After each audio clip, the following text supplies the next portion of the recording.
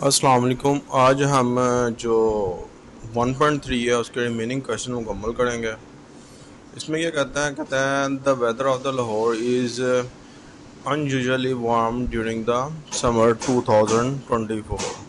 इनके लाहौर का वेदर जो उनसे है ना गैर मामूली तौर पे गर्म था 2024 में।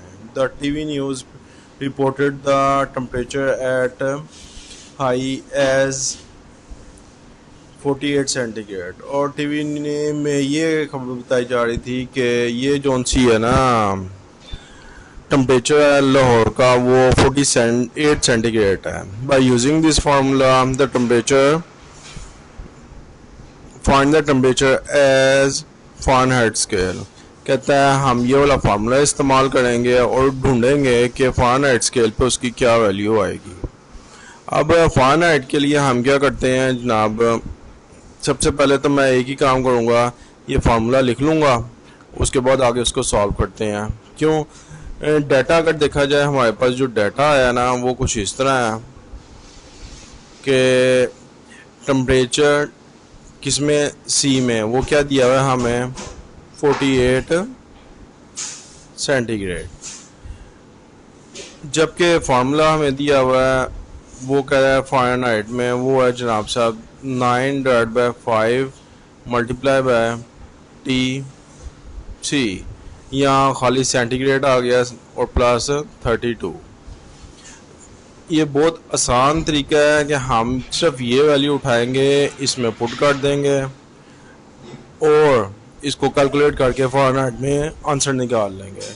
इससे ज़्यादा सिंपल क्वेश्चन और कोई नहीं होगा। 9/5 मल्टीप्लाई बाय 48 और आगे आ गया प्लस 30। इसके बाद आगे देखें हम, यहाँ पे एक मिस्टेक हो गई थी। यहाँ पे मैंने 30 लिख दिया है, बेसिकली ये 32 है। ये बात ध्यान में रख लीजिएगा क्योंकि यहाँ पे मुझे फार्मूला जो दिया हुआ है ना उसमें 32 ही लिखा हुआ है। ठीक है, इस वजह से यहाँ पे 32 ही आएगा। बाकी ये है कि मैंने इसकी कैलकुलेशन करके यहाँ तक सॉल्व कर छोड़ा है और बाकी जो एंड पे रिज़ल्ट आएगा वो 118.4 आ जाएगा और ये किस में आएगा फ़ारेनहाइट में। ये हमारा रिज़ल्ट आ गया। आगे नेक्स्ट क्वेश्चन देखते हैं। ये सवाल हमें जो चीज़ बताता है ना वो ये है, कहता है वालिद और उसकी अगर एज को सम किया जाए वालिद और बेटे की तो वो किसके इक्वल है 72 के इक्वल आती है। ये सम, ये पहली कंडीशन आ गई। सेकंड कंडीशन में कह रहा है कि 6 ईयर अगो वालिद की कंडीशन क्या है, वालिद की एज क्या है, वो किसके इक्वल है बेटे की एज का डबल का है। हमने सिर्फ बेटे की एज निकालनी है। अब यहाँ पे देखते हैं हम क्या तरतीब इस्तेमाल करते हैं। हम क्या करते हैं, मैं कहता हूँ सबसे पहले late father as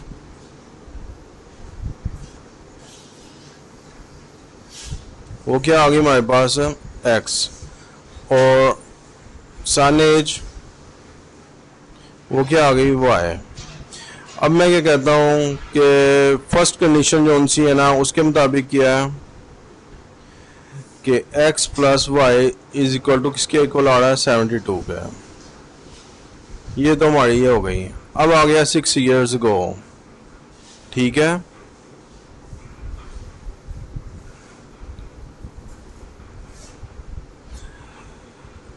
father as क्या बन गई उस वक्त 6 साल पहले, वो बन गई जनाब साहब x-6 और सन की एज क्या बन गई हमारे पास, वो बन गई y-6। अब सेकंड कंडीशन के मुताबिक क्या है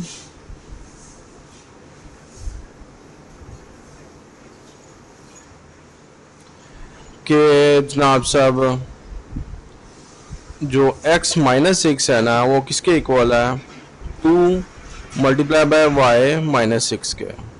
ठीक है, ये चीज़ उसने यहाँ पे मेंशन कर दिया। अब ये 2 को अंदर मल्टीप्लाई कर देते हैं हम, 2y-12।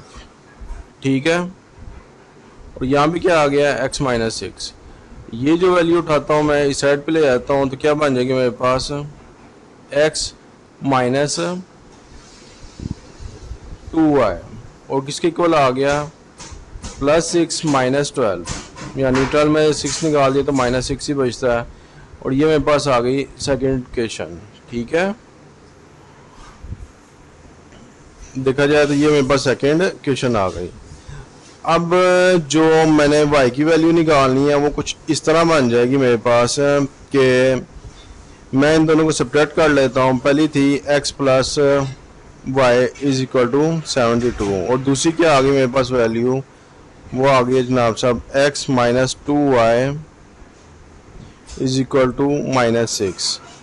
मैं जब इसको करूँगा सब्ट्रैक्ट तो वो कुछ इस तरह की पोजीशन बना देगी, ये प्लस हो गई ये माइनस हो गया, x x से कैंसिल हो गया। यहाँ पे क्या आ जाएगा 3y इज इक्वल टू किसके आ गया 78 और y किसके इक्वल आ गया वो 78 divide by 3 which is equal to 26।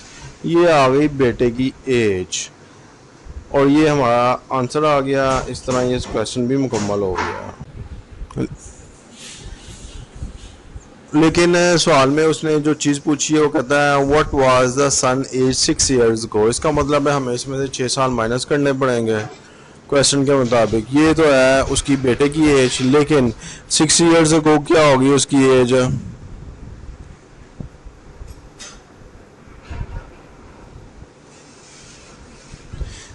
जो सन एज है वो बन जाएगी हमारे पास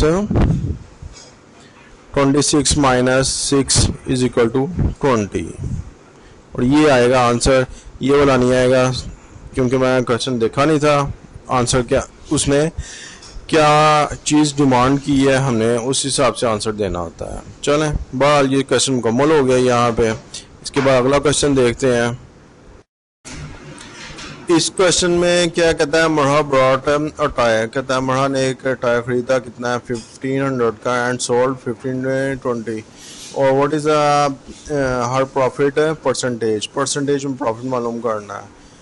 अब उसने टायर की जो कह लो कॉस्ट है ना, मैं दूसरे अल्फाज में कॉस्ट प्राइस क्या कहूँगा, वो क्या हमारे पास वो है जनाब साहब 1500 RS और जो सेल प्राइस है ना वो क्या हमारे पास जनाब साहब वो है 1520 RS। इस तरह हमारे पास जो प्रॉफिट आता है ना वो कुछ इस तरह आ जाएगा कि सेल प्राइस में से माइनस कर दें हम कॉस्ट प्राइस को, तो हमारे पास कितना आता है वो आता है 1500 माइनस सॉरी ये इस तरह नहीं है 1520 है सेल प्राइस हमारी और माइनस डाल के 1500 है कॉस्ट प्राइस और ये क्या बन जाएगा 20 रुपीज़ हमारे जो उनसे ना वो प्रॉफिट आ गया। अब वो कहता है प्रॉफिट किस में मालूम करना है, हमने प्रॉफिट मालूम करना है परसेंटेज में, यानी प्रॉफिट किस में मालूम करना है परसेंटेज में। वो क्या होता है हमारे पास, वो होती है हमारी जो प्रॉफिट है उसको डिवाइड कर दिया जाए किससे, कॉस्ट प्राइस से और मल्टीप्लाई कर दें 100 से, तो हमारे पास जो वैल्यू आएगी वो कुछ इस तरह बन जाएगी कि 20 rupees divide by 1500 multiply by 100। ये सिफर इससे कैंसिल हो गए, बाकी 2 डिवाइड बाय 15 जो इक्वल आता है वो बेसिकली आ जाता है 1.33%। और इस तरीके से हमारा ये भी क्वेश्चन मुकम्मल हो गया। इससे अगला क्वेश्चन कुछ इस तरीके से है कि कहता है the annual income of Tayyab is this one and while the exempted amount is this one, यानी उसको इतनी छूट दे दी गई है उसकी एनुअल इनकम पे। How much tax would have to pay the rate of, यानी कितना टैक्स देना पड़ेगा उस अगर ये रेट दिया जाए उसे। तो अब देखते हैं सबसे पहले तो हम लिखेंगे यहाँ पे उसकी क्या एनुअल इनकम।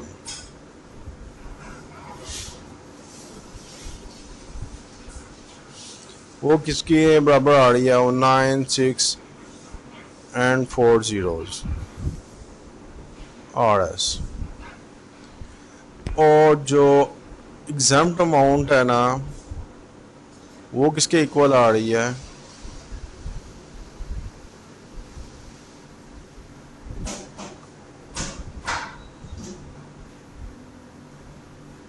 वो आ रही है जनाब साहब 1 3 and 4 zeros RS। और टैक्स जो हमने देना है ना वो क्या है, टैक्स का रेट जो दिया हुआ उसने यहाँ पे वो दिया हुआ है, कहता है 0.75%। ये तो हो गया हमारा सारा डाटा। उसके बाद जो पैटर्न करेंगे वो कुछ इस तरह कि हम जो रिमेनिंग अमाउंट है ना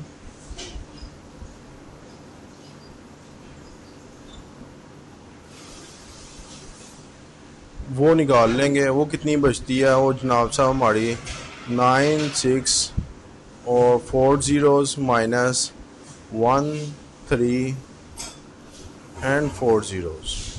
ये कुछ इस तरह बन जाएगी कि 8 3 और 4 zeros RS। ये हमारी रिमेनिंग अमाउंट बच गई है। इसके बाद आ गया जो टैक्स हमारा बनता है ना वो बनेगा रिमेनिंग अमाउंट पे, ठीक है।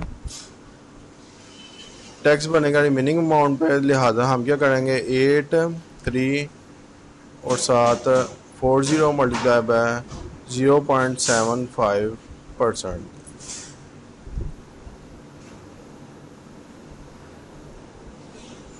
इसका क्या मतलब है कि हमारी जो है ना 8 3 4 0 वैल्यू वो बेसिकली किसके इक्वल आ जाएगी 75 डिवाइड बाय 100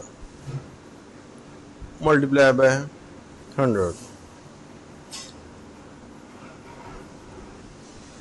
सॉरी मल्टीप्लाई नहीं आएगा, इसका डिवाइड ही होगा ये भी, क्योंकि परसेंटेज है इस वजह से यहाँ पे आएगी मल्टीप्लिकेशन बाय 100, ये सीधा आएगी। ये 4 zeros और यहाँ पे भी एक और ज़ीरो डालना था, इन 4 zeros से कैंसिल हो जाएगा। बकाया ये वैल्यू को हम इस वैल्यू से मल्टीप्लाई कर देंगे और ये हमारा टैक्स बन जाएगा और वो बनेगा कितना 6225 RS। ये हमारा आंसर आ गया। अब नेक्स्ट क्वेश्चन चेक करते हैं वो क्या है। ये क्वेश्चन जो है ना इसमें वो कहता है find the compound markup. Markup मालूम करना कंपाउंड, और हमारे पास जो अमाउंट दे दी है वो ये दी है और 1 ईयर का टाइम दे दिया और उसका जो परसेंटेज दी हुई है वो ये दी हुई है। हम इसमें क्या करेंगे, इसके एक फिक्स फार्मूला होता है वो मैं आपको लिख देता हूँ कि मार्कअप का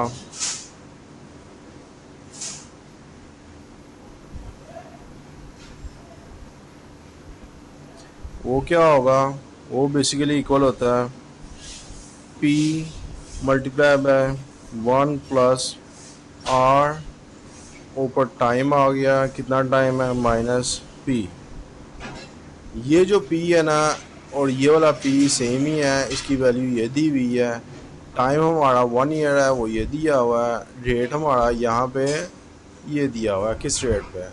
इस फार्मूले में ये वैल्यूज पुट कर दो आप तो आपका आंसर आ जाएगा बगैर किसी परेशानी के। इस तरह ये बहरहाल ये सवाल खुद ही आप मुकम्मल कर लीजिएगा और हमारी ये एक्सरसाइज भी मुकम्मल हो गई है। अगर कोई परेशानी हो तो बेशक कमेंट्स में बता दिया करो कि सर ये परेशानी है या ये प्रॉब्लम बन रही है, इसके बारे में ज़रा आप बयान कर दें। शुक्रिया, आज का लेक्चर इतना ही था, बाकी नेक्स्ट टाइम सही।